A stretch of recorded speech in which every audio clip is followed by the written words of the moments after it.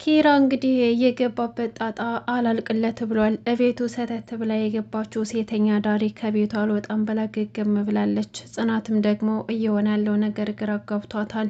ምን እየተፈጠረ እንደሆነ ምንም ሊገባት አልቻለም። እቤቷ ድረስ ሰተት ብላ መታ ያልተለመደ ነገር ከሴት ልጅ የማይጠበቅ ነገር ስታደርግ ነበር። ነገር ግን ከቤት ይህን ነገር ይዘሽልኝ ውጭ ብትላትም ምንም መስሚያ ወጠጥ ነበረ።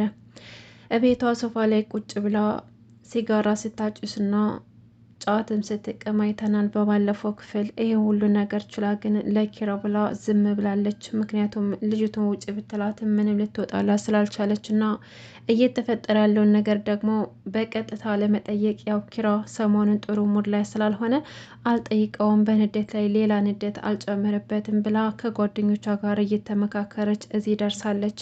ነገር ግን ልጅቷ አይን አውጣ ፈጣጣ ስለሆነች ምንም ለሷ ግድ አይሰጣትም። እንደውም ጽናትን ከቤት አስወጥታ እሷ በሷ ቦታ ሁና መቀጠል ነው የምትፈልገው። ከቤት የውጭ ብትባልም ምንም ልትወጣ አልቻለችም። ኪራ ደግሞ ግራ ገብቶት ናሆሜና ቅዱስን ቢያማክራቸውም እነሱም ደግሞ እውነታውን ነገር ጽናት ማወቅ አለባት ቢሉትም እሱ ግን ሊስማማ አልቻለም። ምክንያቱም ጽናትን ለአራተኛ ጊዜ ልቧን መስበርና እምነቷን ማጣት አልፈልግም። የሰራሁት ነገር በጣም ከባድ ነው። ስለዚህ ይሄን ነገር ደፍሬ ለጽናት ልነግራት አልችልም። አሁን ያለኝ አማራጭ እስከ 3 ቀን ድረስ ጠብቄ ልጅቷን ከ3 ቀን በኋላ ከቤት ማስወጣት ነው ብሎ ቢነግራቸውም እነሱ ግን ልጅቱ ባለጌና ራስ ወዳድ ከሆነች ወደፊትም ይህን ነገር እንደምትጠቀምበትና እንደምታስቸግረው ነገሩት። እሱም ደግሞ ምንም አታመጣም ባካችሁ፣ አሁን እስከ 3 ቀን ድረስ ልጠብቃትና ካልሆነ የራሴን እርምጃ ወስዳለሁ ብሏል። ነገር ግን ኪራ አሁን እውነታውን ነገር ቢነግራት ይሻል ነበር ለጽናት።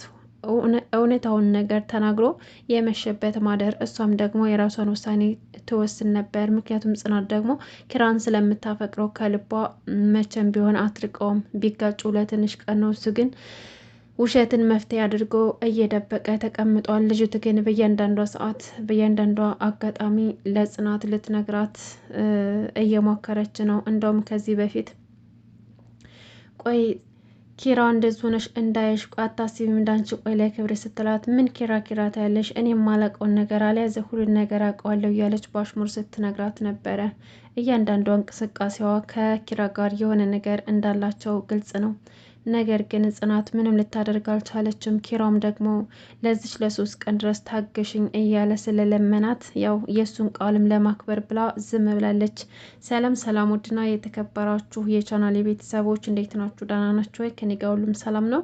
ለዚህ ቻናል አዲስ ከሆናችሁ ሰብስክራይብ እያደረጋችሁ ቤተሰቡ ነው። እንዲሁም ነባር ቤተሰቦቼ እንኳን ደህና መጣችሁ። ጽናት ድራማ ክፍል 81 ተለቆ ነበር። በዚህ ክፍል እንግዲህ ያው ኪራ እውነታውን ነገር ይናገራል ብለን ነበር። እስካሁን ድረስ ምንም የተናገረው ነገር የለም። አሁንም ልጅቱ ጋጠ ወጥነቷን ቀጥላበታለች። እቤት ተቀምጣ ማንም ሰው አይናገረኝ፣ ማንም ሰው ድምፁን አያሰማኝ እያለች የቤት እመቤት መስላ መኖርን ቀጥላለች ማለት ነው። ኪራ እንግዲህ በሷ ምክንያት ቤቱን ለቆ እነ ናሆም ቤት እስከ መተኛት ድረስ ደርሷል። ምክንያቱም ቤት ውስጥ ምንም አይነት ሰላም ስለሌለ በሷ ምክንያት እሷን ማየት ስለማይፈልግና እሷን ባየ ቁጥር የጽናትን ፊት ሲያይ መጥፎ ነገር እየተሰማውና ስራውም እያሳፈረው ስለሆነ እዛ ቤት መኖር አይፈልግም እና ባገኘ አጋጣሚ ከቤት እየወጣ ወደ ናሆሚ ቤት ጊዜውን ማሳለፍ መርጧል። እንግዲህ ናሆሚ ደግሞ የተፈጠረውን ነገር አያውቅም ነበር። ሲነግረው ናሆሚ በጣም ደነገጠ ማለት ነው። አንተ ልጅ ከስህተት መቼ ነው የምትታረመው? ሁሌ እንደተሳሳትክ፣ ሁሌ እንደዚህ ነገር እንዳደረግ እንዴ ጽናትን ቆይ ምን ልታደርጋት ነው ያሰብከው? ልትገላት ነው እንዴ? ስንት ጊዜ ነው የምትበድላት? አትታረምም እንዴ? ምን ሆነ ነው እያለ ጓደኛውን በጣም ይጮህበታል፣ ይቆጣውና ያው ግን ጓደኛው ስለሆነ ከጎኗ መሆንን መርጧል። ምክንያቱም ምንም ቢሆን ጓደኛው ብዙ አብሮ ያሳለፉ አብሮ አደጉ ስለሆነ የእሱን ገበና አደባባይ ወጥቶ ጽናት ጋር ማጣላት አልፈለገም እና መፍትሄ መፈለግን መርጧል። እንግዲህ ኪራና ናሆሚ እንዲሁም ደግሞ ቅዱስ ተገናኝተው ስለ ነገሩ ስለተፈጠረው ነገር መፍትሄ ለማግኘት እያወሩ ነበር ካፌ ላይ ተቀጣጥረው እና ቅዱሴና ናሆሚ ያላቸው አማራጭና የመጣላቸው ሀሳብ የሆነ ነገር እንደምንም ብለው ሁሉንም ነገር እውነታውን ለጽናት ተናግሮ የተፈጠረው ነገር በስህተትና በአጋጣሚ እንደሆነ ለጽናት አስረድቶ ህይወታቸውን መቀጠል እንዳለባቸው ነበረ የነገሩት። ኪራ ግን በዚህ አልስማማም። ጭራሽ ጽናት ከሰማች ትርቀኛለች። በድጋሚ እሷን ላጣት አልፈልግም። ጽናት እኮ ለእኔ ምን አይነት ሰው እንደሆነች አታውቁም። እናቴ እኮ ናት። እንዴት እሷን ማጣት አልፈልግም እያለም ሲነግራቸው ነበረ። ቅዱስም አንተ ልጅ በቃ አታካብድ፣ ሁሉን ነገር መናገር አለብህ። እውነታውን ይታወቅና እየመሸበት ማደር ነው። ምን እያልክ ነው? እስከ መቼ ነው ተደብቆ ሲል ናሆሚም ደግሞ ተመሳሳይ ሀሳብ ያመጣል። እውነታውን ጽናት ማወቅ እንዳለባትና የመጣውን ነገር አብረን እንወጣዋለን እያሉ ቢሉትም እሱ ግን ፍቃደኛ አልነበረም ኪራ። ምክንያቱም ኪራ አሁን ያሰበው በድጋሚ ጽናት እድል አትሰጠኝም፣ ሁሌ እየተሳሳትኩ ልቧን እየሰበርኩት ስለሆነ በድጋሚ እድል አትሰጠኝም፣ እምነት አይኖራትም በእኔ ላይ ብሎ ስላሰበ መደበቅና እውነቱን መሸሸግን መፍትሄ አድርጎታል ማለት ነው። ከዛም በኋላ እንግዲህ ምንድነው ሀሳብ ሲሉት እሱም ደግሞ ልጅቷን 3 ቀን ብቻ ከታገሰችው ከ3 ቀን በኋላ ከቤት እንደሚያስወጣትና እሷም መሄድ ወዳለባት ቦታ መሄድ እንደምትችል እና ከዛም በኋላ ሰላማዊ ሕይወት ከጽናት ጋር መኖር እንደሚፈልግ ነገራቸው።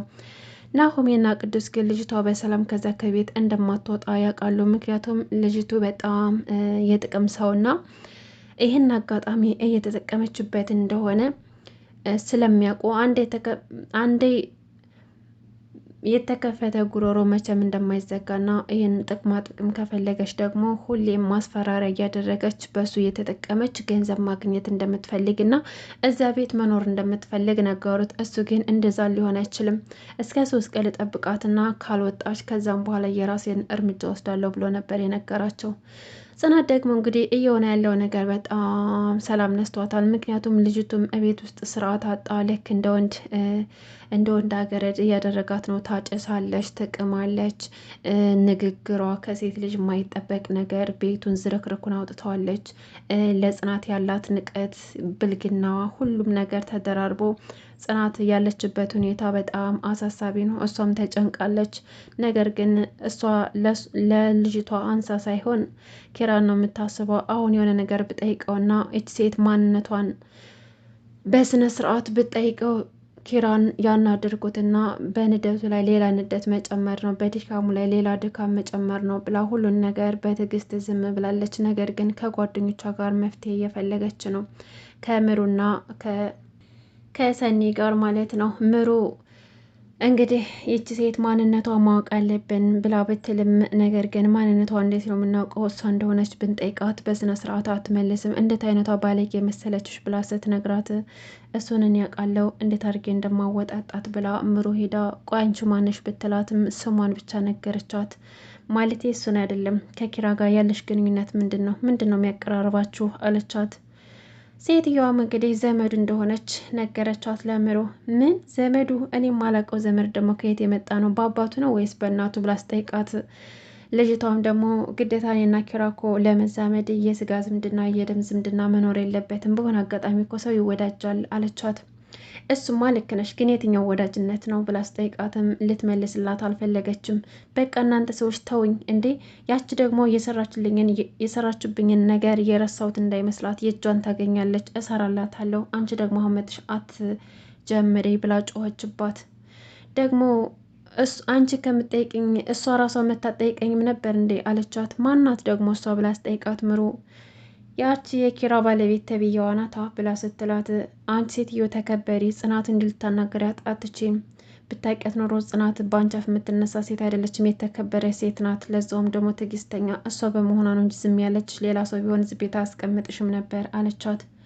ከዛም በኋላ ሴትዮዋ ተናደደች እና በቃ ተውኝ፣ እናንተ አይሰለቻችሁም እንዴ? ቆይ ለምንድን ነው እንደዚህ የምታደርጉኝ? እኔ ምን አደረግኳችሁ? ደግሞ አንቺ እንደምታያት አይደለችም ጽናት በጣም ነገረኛና ቁጡ ናት። እናንተ እንደምትሏት መልካም ሰው አይደለችም አለቻት። እንዴት እንደዚህ ታያለሽ? እንኳን አይደለም አንቺ ሁሉም ሰው የሚመሰክርላት መልካም ሴት ናት ጽናት ማለት፣ አታውቂያትም ማለት ነው አለቻት። እኔ እንግዲህ ምንም ማድረግ አልችልም፣ ድንጋዩን ድንጋይ ነው፣ እንቁላሉን እንቁላል ነው የምለው እንጂ እናንተ ስለወደዳችኋትና መልካም ናት ስላላችሁ እኔም መልካም ናት ልል አልችልም። ፊት ለፊት የሚታይን ነገር ነው የምናገረው፣ ግልጽ ነኝ በቃ አለቻት። ከዛም በኋላ ምሩ በጣም ተናደደችና ስለ ጽናት እንደዚያ ነገር እንድትናገር ያልፈቅድልሽም አለቻትና ትታት ትወጣለች። ጽናትም ደግሞ ምሩን ስጠይቃት ምንም መፍትሄ እንዳላገኝ ስነግራት በጣም ተናደዱ። የሆነ ነገር የሚያገናኛቸው ነገር እንዳለ አወቁ። ነገር ግን እንዴት ነው የሚያውቁት? ወይ በግልጽ አትናገር ወይ ደግሞ ኪራ እውነቱን አይናገር። በቃ ህይወታቸው ምስቅልቅል ብሏል ማለት ይቻላል። ምሩ እንግዲህ ወደ ቤቷ መሄድ ስላለባት እቤቷ ስትሄድ ኪራና ናሆሜ ተኝተው ነበር። ምን እናንተ ደግሞ እዚህ ምን ትሰራላችሁ? አለች። ናሆሜና ኪራ በጣም ደንግጠው ነበር። ምክንያቱም ስለ ሴትየዋና ስለተፈጠረው ነገር እያወሩ ስለነበር። ደግነቱ ደግሞ ምሩ አልነቃችም። ስለምን እንደሚያወሩ አልነቃችም። ግን እዛ አብረው በመሆናቸው ተገርማ ነበረ። ከዛም በኋላ ናሆሜ አንተ እድለኛ ነህ፣ ደግነቱ ልጅቱ ቶሎ የሚገባት አይነት ልጅ አይደለችም እንጂ ሌላ ሰው ቢሆን እኮ እስካሁን ነቅቶብን ነበር አለ እና ለዚህ ነገር መፍትሄ ማግኘት እንዳለባቸው ነገረው ናሆሜ። ምክንያቱም ይሄ ነገር ከታወቀ እሱ ብቻ ሳይሆን ችግር የሚደርስበት እኔም ነኝ፣ አንተ ብቻ ሳትሆን እኔም ነኝ። ምክንያቱም የውሸታም ተባባሪ ተብዬ እኔም አብሬ እቀጣለሁ። ስለዚህን ነገር መፍታት አለብን በአጭር ጊዜ ብሎ ነገረው። ኪራም ደግሞ እንግዲህ እስኪ ወደፊት እናያለን፣ ይህን 3 ቀን ልታገስና ከዛም በኋላ የራሴን እርምጃ ወስዳለሁ ብሎ ወሰነ። ኪራ ደግሞ ቤት ድረስ ሄዶ ልጅቷን ሊያናግራት ቢፈልግም እሷ ግን በስነ ስርዓት ልትመልስለት አልቻለችም። ምክንያቱም ከዛ ከቤት መውጣት አትፈልግም። እዛ ቤት መቀጠልና ህይወቷ አደጋ ላይ ስለሆነ እዛ ቤት መኖር ነው የምትፈልገው። ኪራም ደግሞ በፍጹም እዛ ቤት እንድትኖር እንደማይፈቅድላት ነገራት እና ምን ልታደርጊ ነው ሲላት ለጽናት እነግራታለሁ አለች። ከዛም በኋላ ኪራ በጥፊ መታት ልጅቷን። እንዴት ብትደፍሬ እንደዚህ የምትለው?